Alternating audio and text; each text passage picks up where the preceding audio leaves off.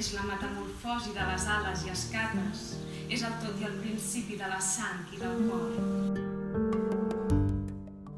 Lligar la creativitat que parteix del fang de la terra amb la creativitat poètica, amb la paraula, la terra i la paraula, que ens remunten als orígens, i casar-los, i al mateix temps que se sent la poesia, que es llegeix la poesia, doncs que el terrissaire vagi creant els seus caducs, a mi me sembla una fantasia.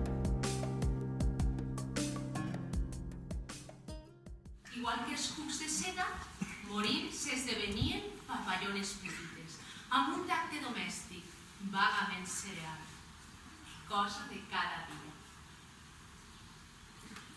No sé si tinc tot el cap ple de grills, com diuen, però jo sé que tinc tot el cor ple de grills i les butxaques també, i si escric és per ells, per aquesta nostàlgia d'un món verdíssim. Si penses que les coses bones ja venen i que el món millorarà, no continguis l'alè. Ves al cementeri i ves preguntant. Tu, el d'allà, per què preguntes si aquesta és la vall del blau il·limitat i si nosaltres en som els presoners? Ves al cementeri i ves preguntant. Com que jo fes narrativa, sempre dic que la poesia és el meu poble i narrativa és la ciutat on he anat a viure per trobar faena.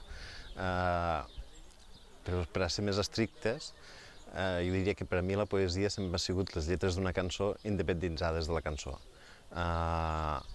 És a dir, una espècie de forma de fer funcionar el llenguatge d'acord amb regles musicals.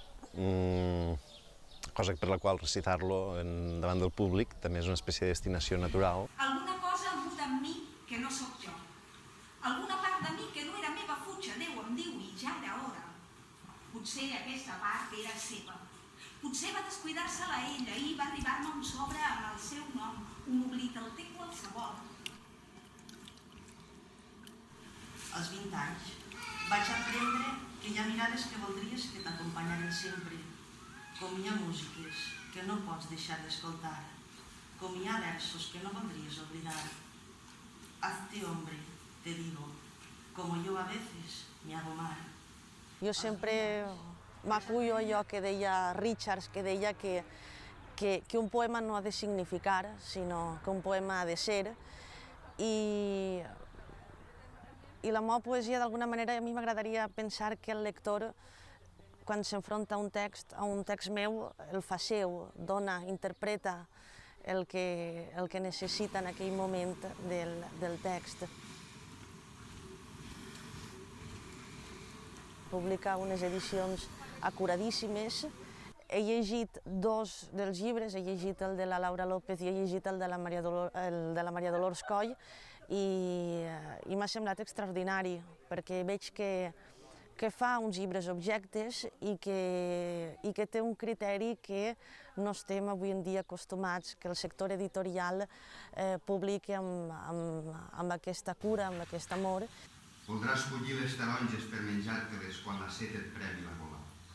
Voldràs el seu gust inconfusible a Mediterrània i Llevant. Seran que els vents i les sals del mar les que et guardaran el secret.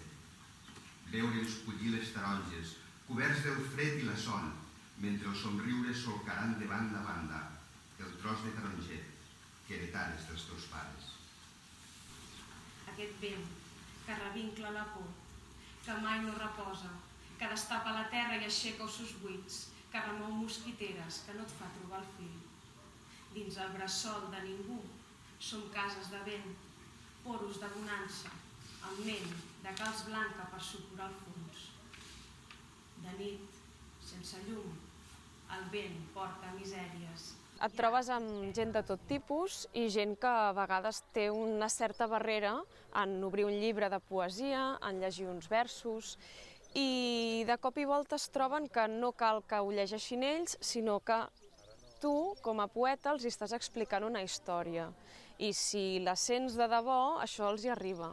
I llavors jo crec que això és l'essencial, perquè llavors ells estan sentint aquesta poesia i és el que t'expliquen després, que els hi ha agradat molt, que ells no llegeixen poesia, però els hi ha agradat molt. Per tant, tu has fet aquest inici cap a la poesia. cap a ells. Hi va haver nens obligats a mirar les foscors que els feien a les mares. Encara avui, segur que en algun lloc. Millors eren clavats al davant. No sé per què us parlo d'això. No he de ser jo, un habitant escultors de la zona clara, que us esgarrati amb els horrors de les boires fangoses. Només volia el feliu de l'amic. Volia dir-vos la compassió, practicar la despesa que avui m'habita. Tant se me'n recent l'alè. El braç que des de la laringe amb aus allargo, la mà ramificada amb bronquíols, els bronquíols. Com podrà l'oxigen amb un nou impuls d'estravar-los si a la sang li'n falten?